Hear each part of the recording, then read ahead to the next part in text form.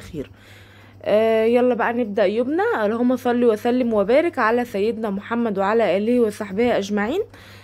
وقبل ما نبدأ بقى الفيديو ما تنسوش تعملوا لنا لايك واشتراك او سبسكرايب وتفعلوا الجرس عشان يوصلكوا كل جديد مننا، وتعليق بقى منكم، وشوفوا يعني قولوا لنا ايه رأيكم، ايه اللي بيعجبكم في فيديوهاتنا وايه اللي ما بيعجبكوش في فيديوهاتنا اهو. يلا بقى نبدأ. اول حاجة انا هصور معاكم ان شاء الله روتيننا النهاردة في المطبخ.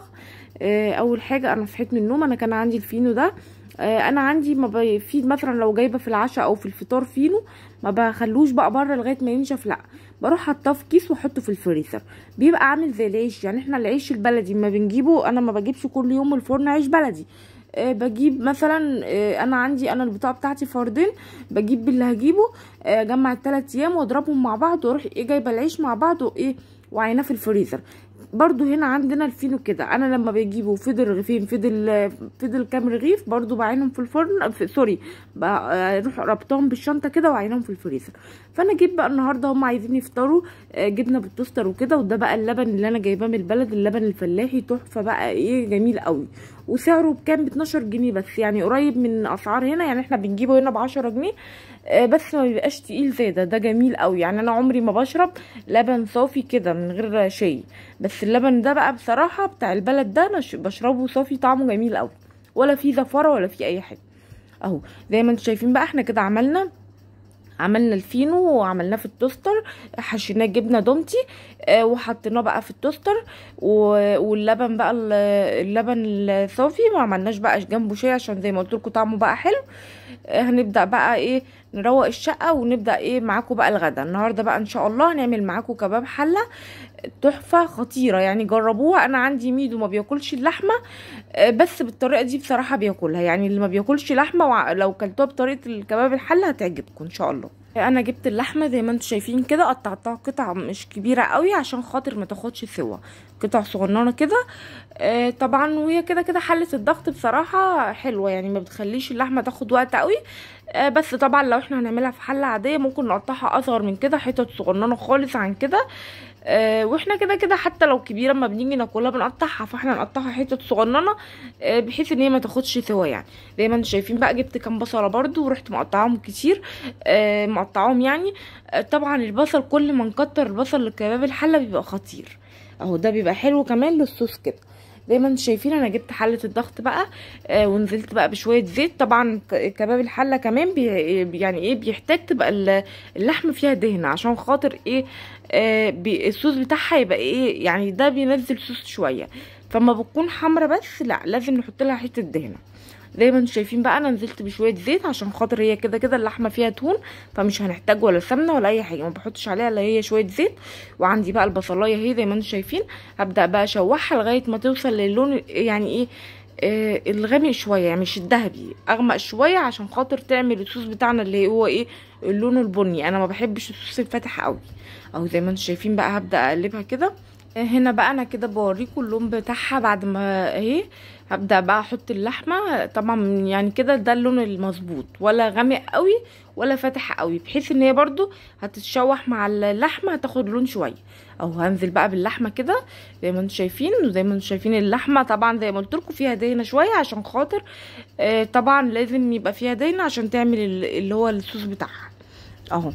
هبدا بقى اشوحها فيها تشويحه بسيطه كده وانزل عندي بقى اهو. انا عندي حطيت كام فص حبهان بس طبعا قبل ما يعني افرغه كده الاكل لازم اطلع الحبهان. يعني انا وانا بحط لازم اعرف انا حاطه كام فص حبهان عشان اشيله.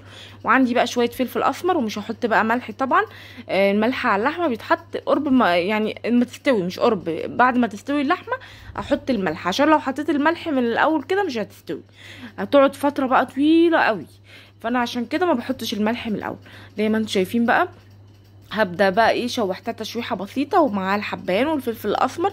هبدا انزل بقى بالميه وانا بقى ايه طبعا مش هحط ميه كتير قوي حتى لو فضل منها ميه، لو فضل ميه يعني بعد ما افتح عليها حتى هو هيفضل ميه هتشوفوا معايا. هسيبها تتشربها عشان خاطر الصوص ما يبقاش خفيف قوي اهو. زي ما انتم شايفين كده بقى خلاص. هبدأ بقى ايه، طبعا لازم اغطي اللحمة عشان خاطر برضو ما تلزقش مننا في الحلة، بس مش هكتر قوي عشان دي حلة ضغط.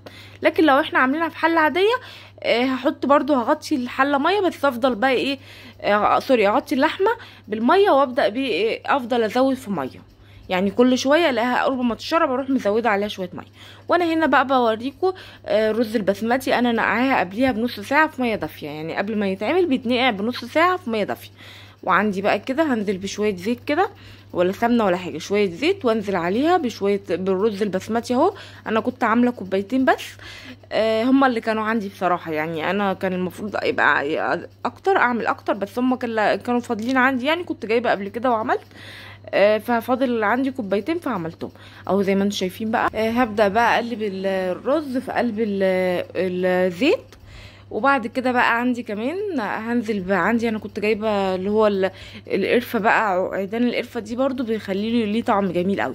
عندي عود قرفه اهو، انا كنت بوريه لكم، حتى انا جايباه من عند العطار، بس جميل قوي بصراحه يعني اهو.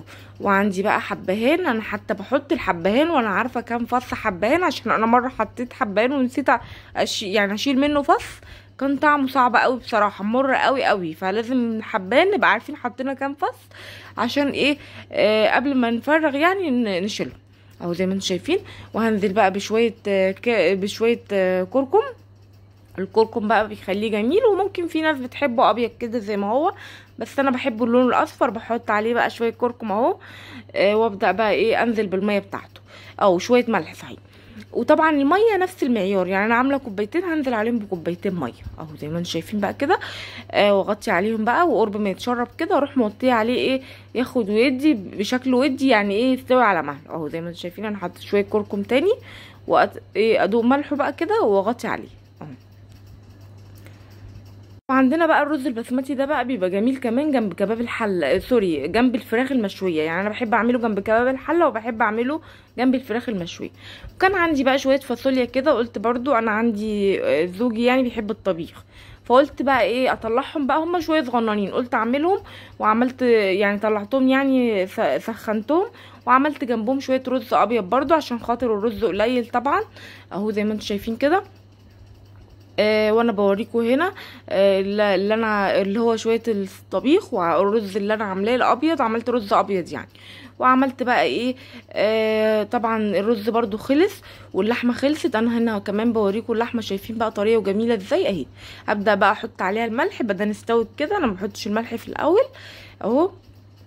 وابدا بقى ايه لو انا عايزه الصوص ده اخف يعني اتقل من كده، اشغل عليها النار لغايه ايه ما الصوص بتاعها يعني يتقل عن كده اهو. عندي بقى كمان اهو زي ما انتم شايفين، انا بطلع لكم الحبايان وبوريه لكم اهو عشان خاطر محدش ينسى يا جماعه ويسيب الحبايان في قلب اللحمه اهو. هو صعب شويه عشان خاطر اللون الصوص بيبقى غامق شويه، بس ايه بنطلعه.